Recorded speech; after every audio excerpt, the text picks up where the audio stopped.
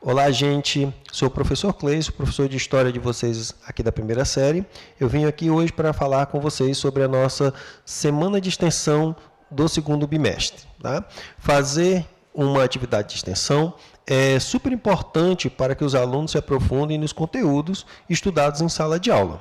Tá? Aqui eu trouxe, agora eu vou explicar para vocês qual vai ser a nossa atividade de extensão referente, então, a esse segundo bimestre.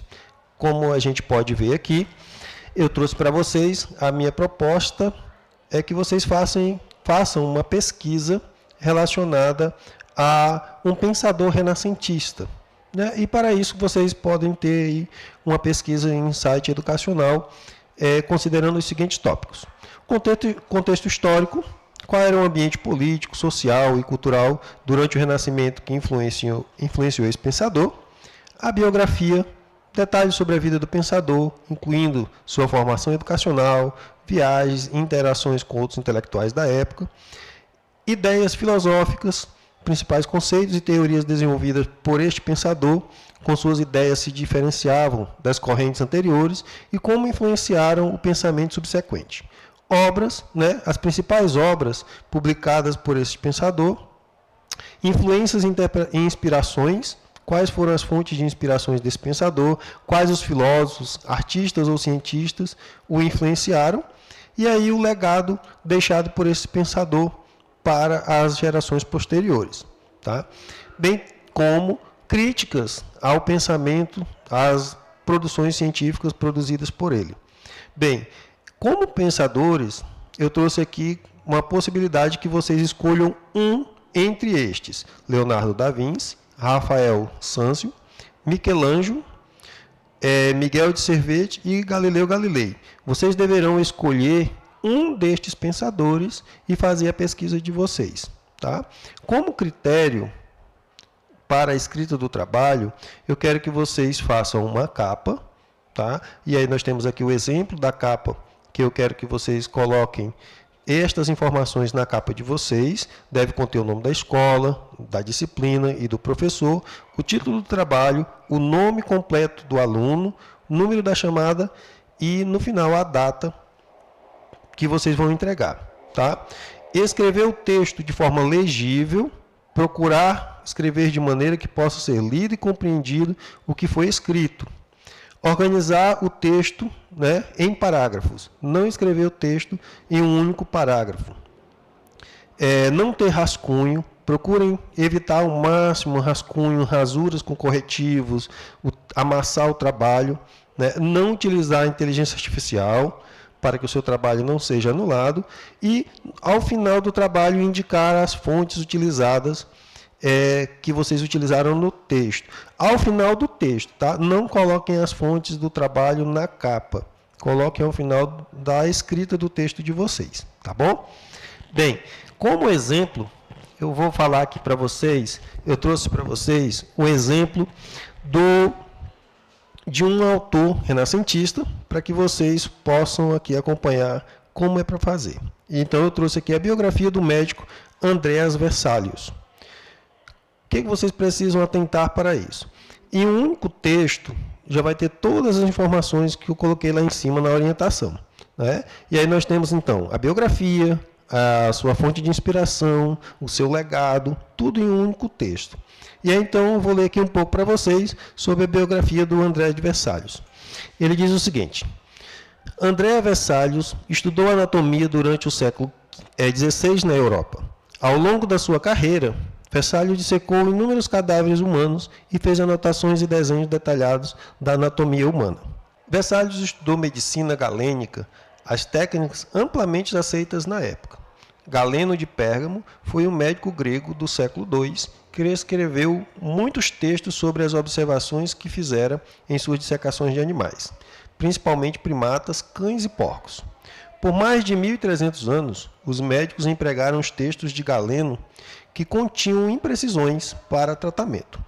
Por exemplo, médicos medievais utilizavam a sangria para tratar inúmeras doenças, uma prática baseada na descrição incorreta do sistema cardiovascular por Galeno.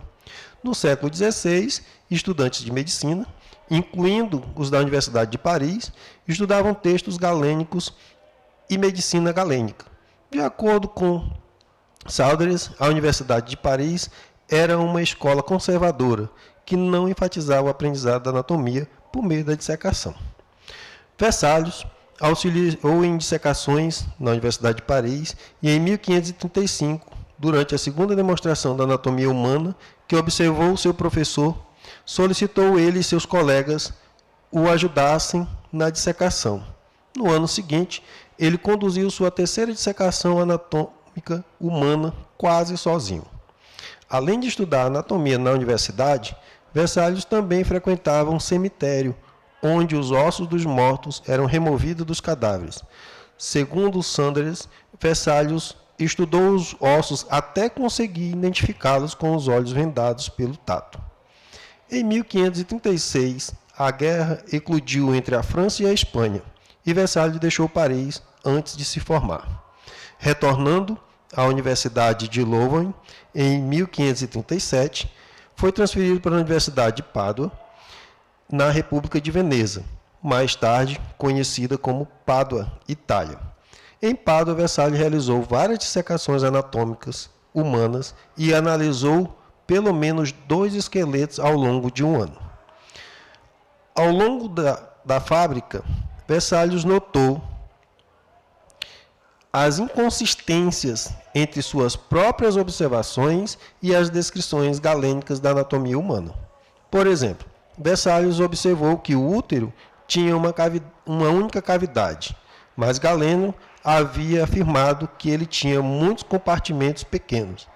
Ao longo da fábrica, Vesalius frequentemente elogiava Galeno, mas também o corrigia quando as observações de Vesalius eram inconsistentes com a de Galeno. De acordo com o historiador da ciência da medicina, William Richardson, algumas pessoas na área médica condenaram a fábrica de Vesalius por questionar e criticar os ensinamentos galênicos, enquanto outros a elogiaram. Após o lançamento do Epítome, em 1544, Vesalius renunciou ao cargo de professor de cirurgia em Pádua e queimou todas as suas anotações e esboços. De acordo com Saunders, alguns historiadores acreditam que ele destruiu seu trabalho em um ataque de decepção devido à recepção negativa de fábrica. Depois que deixou Pádua, Vesalius mudou-se para Madrid, Espanha, para atuar como médico na corte de Carlos V, Sacro Império Romano e rei da Espanha, e mais tarde seu filho Felipe II da Espanha. Mesmo assim, Vesalius continuou a editar e refinar seu antigo trabalho. Por exemplo, ele havia originalmente ilustrado a placenta anular de um cão como a de um humano, mas depois corrigiu seu erro porque originalmente não teve a oportunidade de examinar um feto humano. Na primavera de 1564, Vesalius deixou a corte espanhola e, em peregrinação a Jerusalém, Israel, adoeceu durante uma tempestade, enquanto navegava de volta para Veneza e faleceu em 15 de outubro de 1564, aos 49 anos, na Grécia.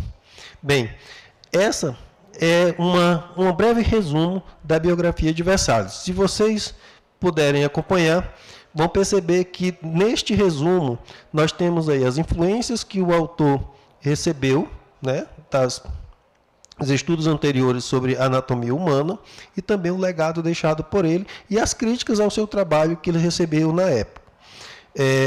E aí a gente pode entender, né, nesse texto, nesse pequeno texto, ele traz todas as informações que eu estou solicitando ali na nossa orientação. E aí, como fonte, nós temos aí onde foram retiradas. Eu quero que vocês coloquem, então, as fontes dos sites que vocês tiraram as informações sobre os autores. Tá bom?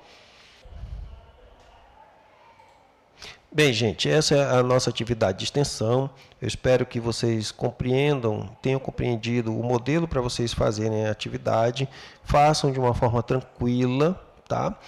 Lá nas nossas orientações, vocês perceberam que eu vou reafirmar, nossa atividade vale 3 pontos. Não deixem de fazer. Atentem para os critérios que foram solicitados, que vocês conseguirão, então, conquistar aí uma boa nota e ser bem-sucedidos na atividade.